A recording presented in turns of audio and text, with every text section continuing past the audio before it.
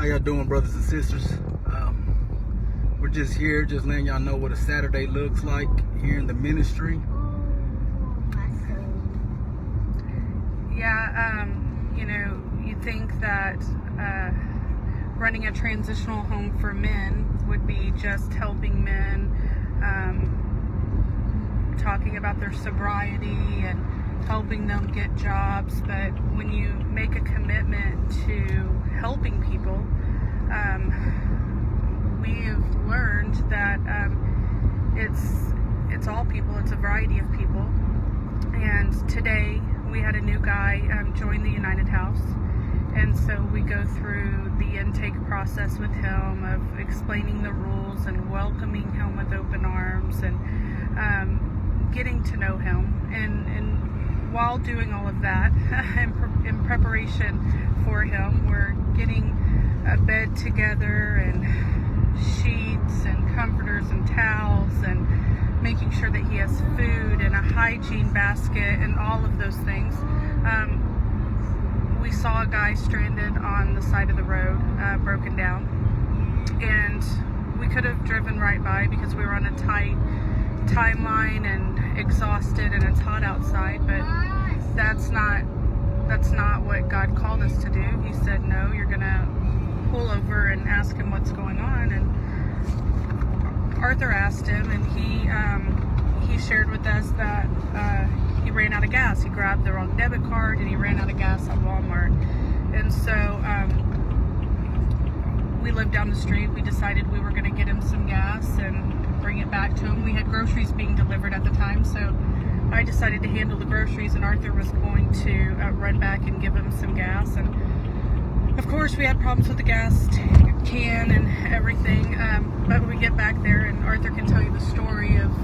And so this is something that I want to share, because when we see the guy broken down on the side of the street, and we seen him that he was frustrated, of course, and it could have been easy for us just to pass him by, just like the other 50 people that probably passed him by, just maybe nod their head and knew that maybe they could have helped them, but because of the inconvenience, they left anyway.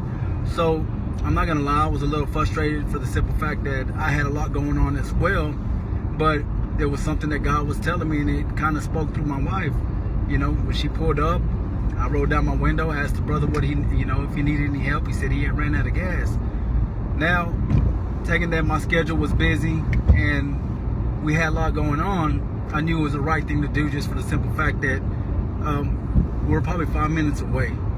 So we went to the house, grabbed the gas tank, and when I went back and I talked to the brother, there was one thing that he told me, and it really stood out to me. He said, hey, I want to thank you. He said, he asked me for some reason, he said, do you have a ministry?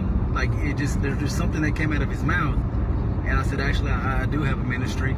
And he said, can I share something with you? And he teared up. And he said, I stood out here and all these cars passed me by. There was people who nodded at me. There's people who just completely ignored me.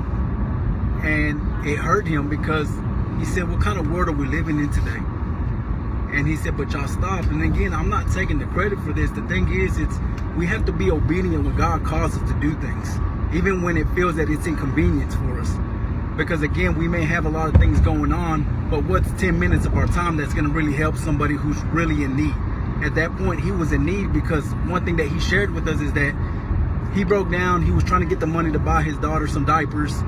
So of course, we have kids. We know that kind of scenario, and we know there's times that we struggle, but God put it in our heart to do what we did. Again, I'm not taking any glory for this, because this is all God.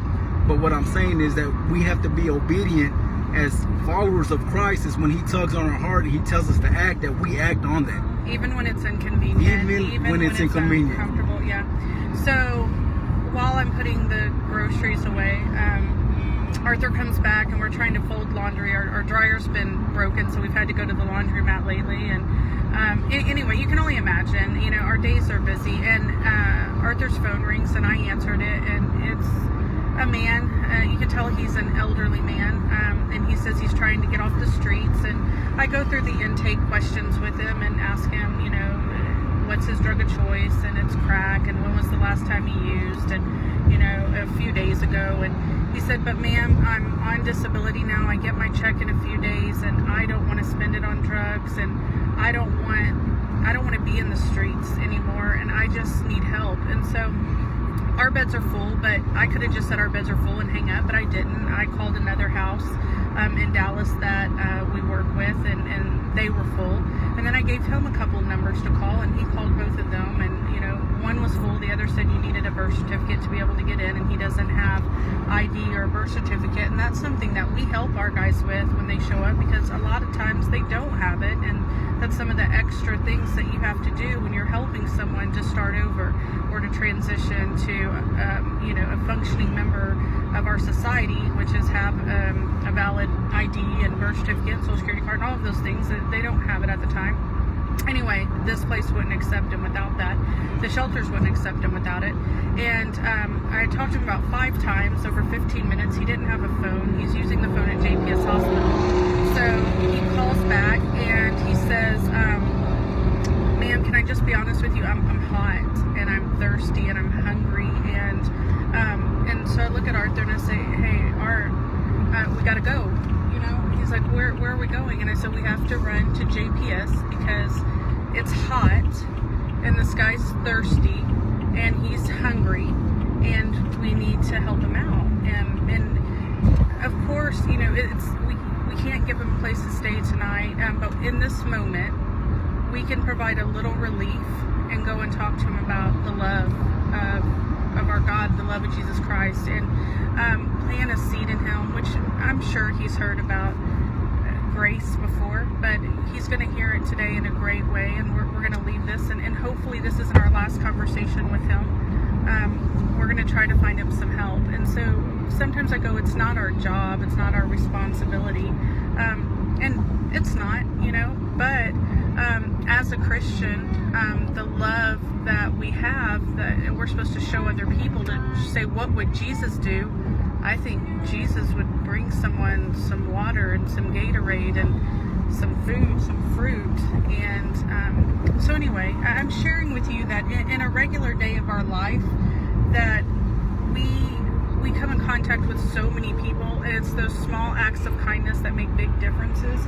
So I'm challenging everyone, just the next time that you see someone and they look like they're depressed or concerned or worrisome, or that you see someone broken down on the side of the street. And now I'm not saying ladies at nighttime alone pull over and help someone. You know, we have to make smart choices.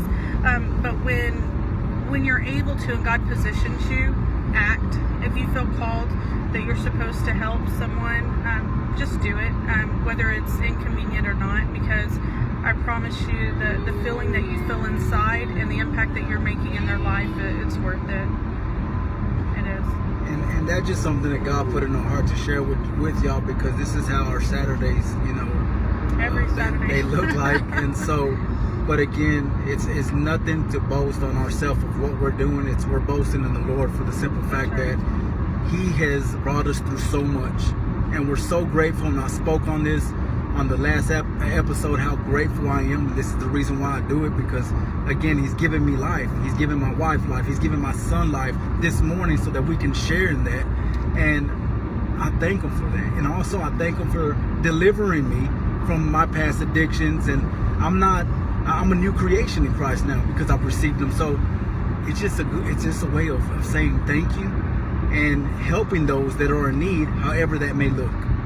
And it's another thing, to put our money where our mouth is. It's, you know, for so long I'd say, oh, I have a love for all of humanity, which I do, and I did at that time. But it's easy to sit back in my comfort zone, in my AC, and say, I love all people, and not be willing to get down in the mud with them and help them out.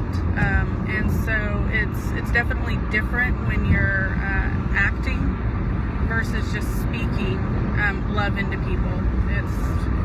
It's definitely a different feeling for them and a different feeling for us. So So again, we just wanted to share with y'all. We love y'all. Absolutely. Again, this won't be the last time you hear from us, but just continue to keep our ministry in prayer, United House, and continue to pray for the guys that we will be receiving. And so again, we love y'all and God bless y'all.